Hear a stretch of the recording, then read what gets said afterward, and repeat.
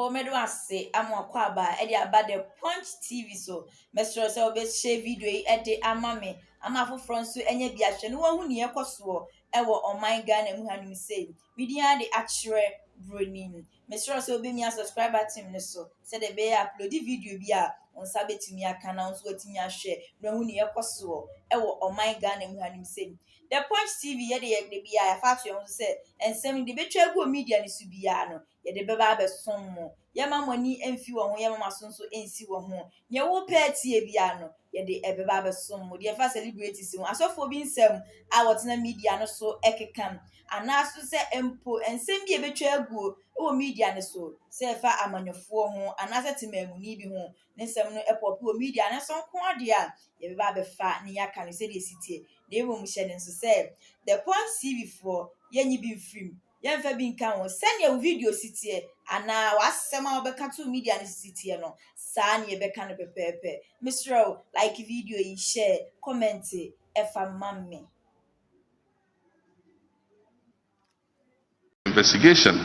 I don't know how far they've gone with identifying the assets of Men's Gold and identifying the holdings, validating the holdings that people had. It is only when you've done that and you know what the quantum involved in that you can make, promises and assurances of how to alleviate the suffering of Ghanaians. A lot of people really suffered under this Men's Gold, and many of our public servants and others who were enticed to put their monies in have suffered because of what has happened. And so when we come, we'll accelerate the prosecution of the person involved, but we'll also go one step further to look at what assets are recoverable and see what the quantum of investments that were made. Some people talk about some amounts of money, but I don't have that validation. It's until we have that validation that we can make an assurance that some restitution can be made. I'm aware of the case in court, and I don't want to comment on it in order that I'm not in contempt of court. But I would say that the security services are different from the public services, and that is why the head of the security services is called the Commander-in-Chief. Security rules and ethics are different from what we have in the public services. And so if you are a Commander-in-Chief and you cannot even change your guard, then change the Commander-in-Chief title. And so, without prejudicing what is going on in courts, let's see what the courts say. But I do believe that we should be able, if you ask me, I do believe that we should be able to put the right people in the right places at any time in order to ensure the safety of our republic. If you do happen to have a security chief who is not effective, and because we pass a judgment that the president cannot touch him, it affects the safety of the citizens. And when it comes to safety of the citizens, it is something that we must take seriously. If a public servant makes a mistake, the consequences are not immediate. But if a security chief makes a mistake and we lose a life or people suffer harm, the consequences are irreversible. And so we must look at everything that goes with it. But let's leave it to the wisdom of the courts to make a decision, and then we'll decide how we all go forward. Thank you very much. Thank you very much. I can see the 2019 Journalist of the Year, Samson Ladi Ayinene here. Go to, no. That side. He's in a red and black smoke. My Fulani brother, Umar Sanda, you are next. Regional Balance. Parker Wilson, Ashanti Region, I'll come there. Then the sports journalists are here. Sadiq Adams, you're still here. Michael Utieje, Parkwesi Asare, I'm coming to you. And His Excellency has told me that you'll be extending the time, so don't worry. Senior, the floor is yours. It's refreshing to hear about what could be done about corruption. And Mr. President, when you were voted out, I encountered many civil society leaders who said the corruption was endemic, and extending the time of the NDC would mean the corruption will get worse. I hear the same civil society leaders repeat the same thing, that at least one benefit we can get as a country is not to keep a government in for 8 years, because the corruption will get bad.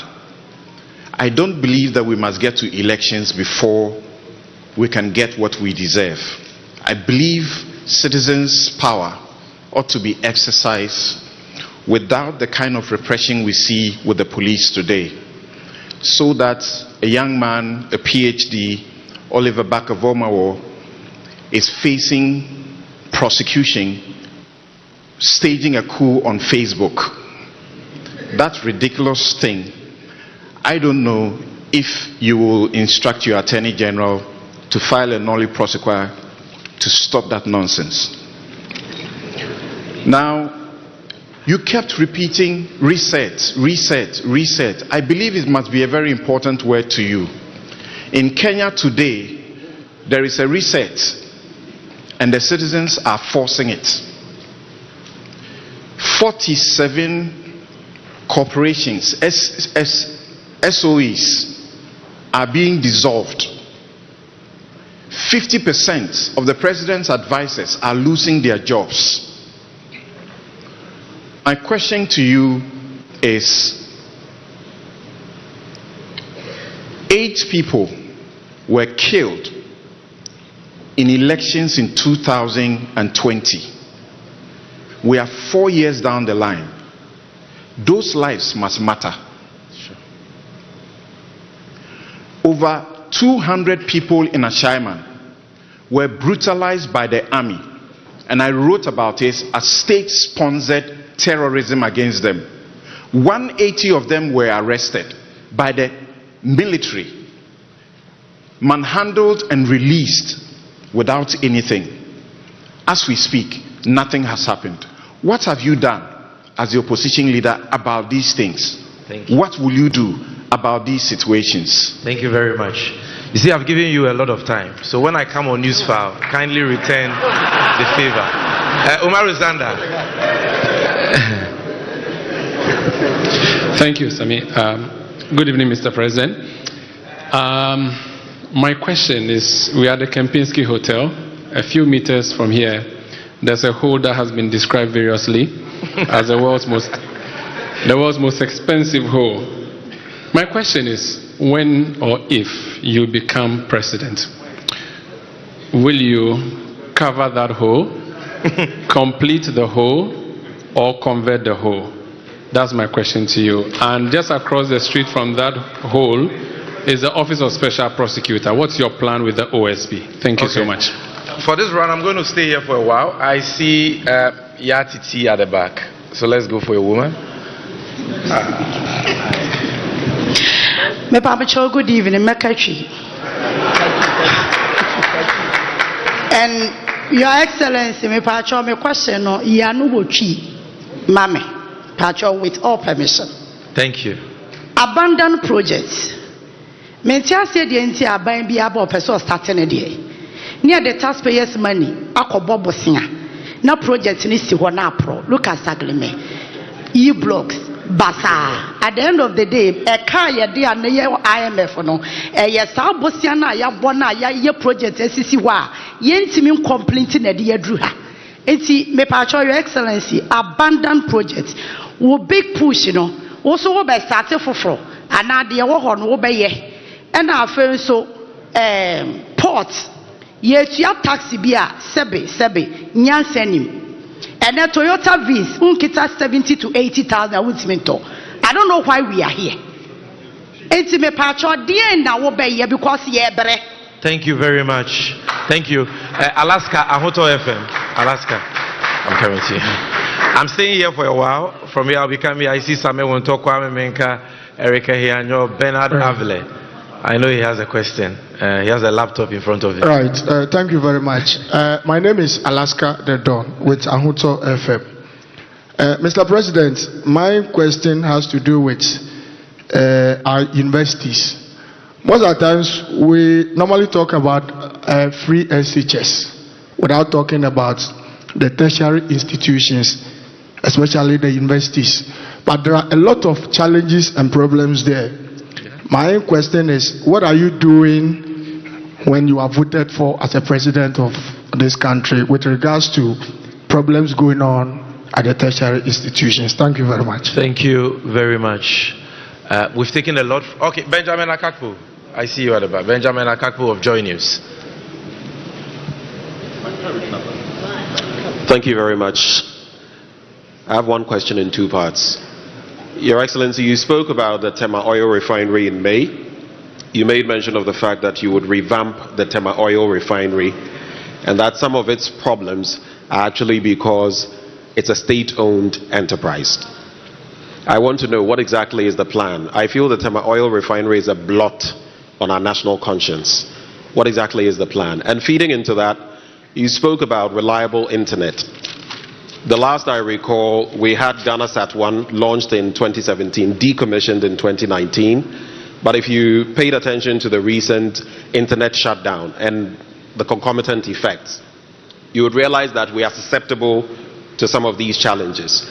Is your administration going to consider low Earth orbit satellite technology to ensure that we can have internet stability? Thank you. Thank you very much. So, before I move here, those of you here who still have questions, can I see you by hand? Okay, do me a favor. Is it okay to stand this way? Yes. Can you stand in the aisle for me so that I know that you are the ones left? Once we do we know we are done with here. No, if you can come and stand this way. Yes, in the aisle. Just for a few minutes. Yes. Okay.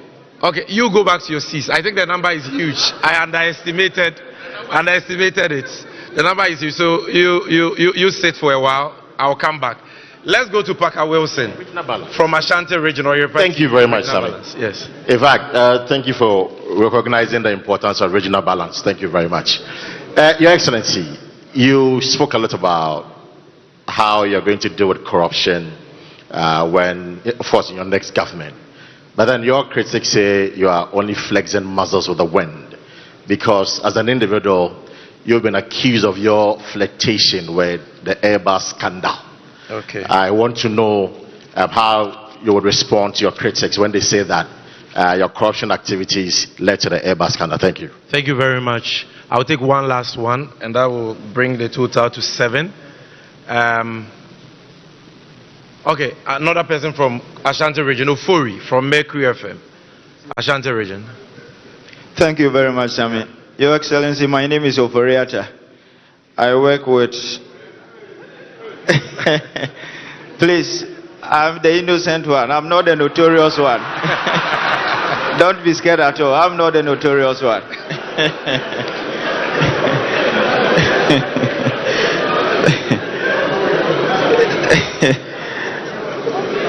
Please, I can assure you that everybody is in safe hands. I'm not the notorious one. All right, we are all yes. Okay.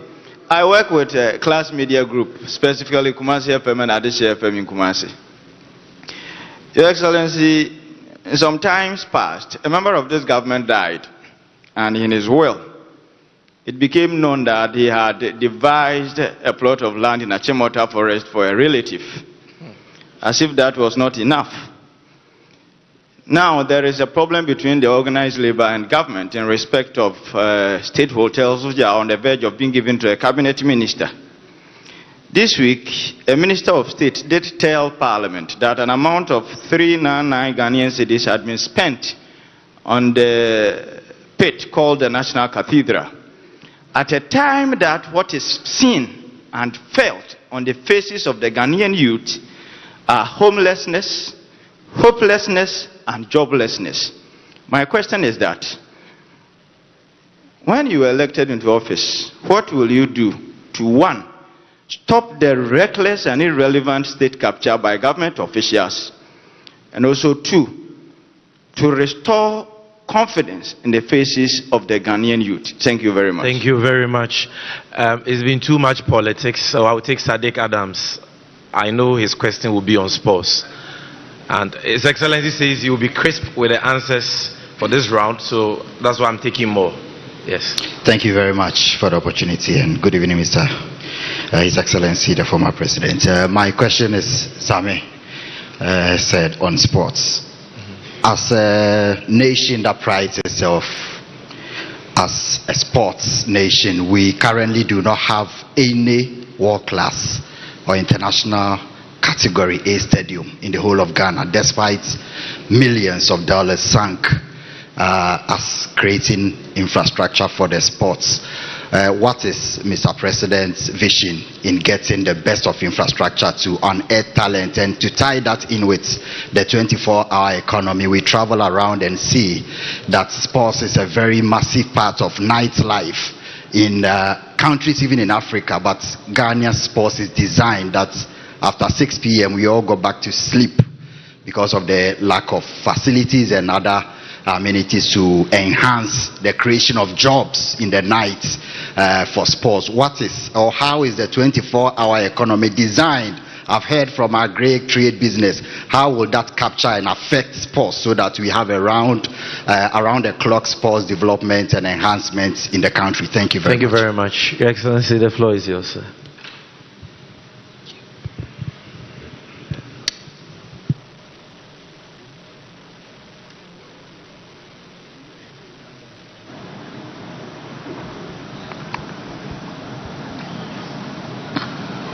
Thank you very much. I'll just add a few things to what I said about pre-SHS. One of the objectives we would set ourselves in terms of looking at the implementation again will be to allocate dedicated funding for free SHS.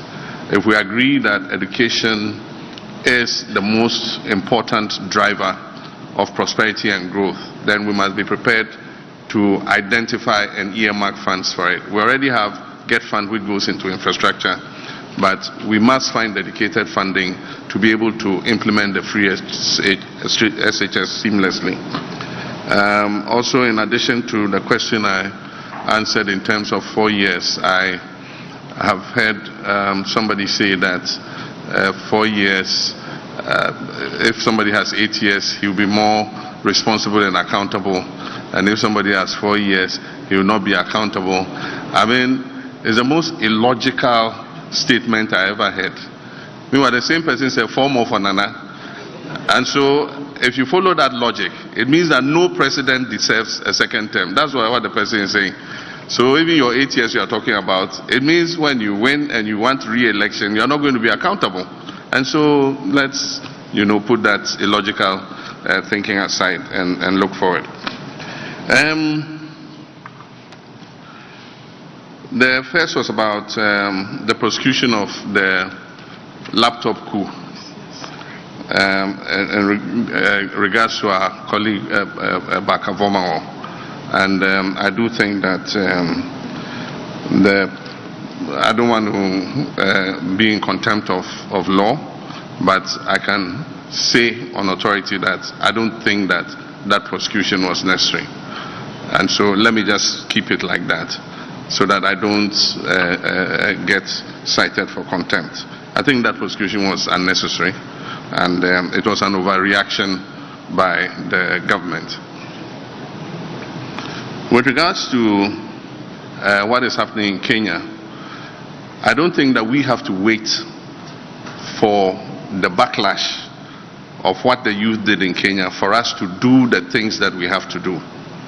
And that's why I started talking. I said, look, the time has come for us to act, and that it can't be business as usual. The Kenyan youth have sent a signal to the whole of Africa that they will push back if the leaders don't do the right thing. And so definitely I'm signaling that it will not be business as usual in our new administration. We'll cut out waste, we'll cut out opulence, we'll bring a code of conduct for public sector, public appointees, especially political appointees, in how they behave in terms of their modesty, in terms of their humility. Your appointment to that office is an opportunity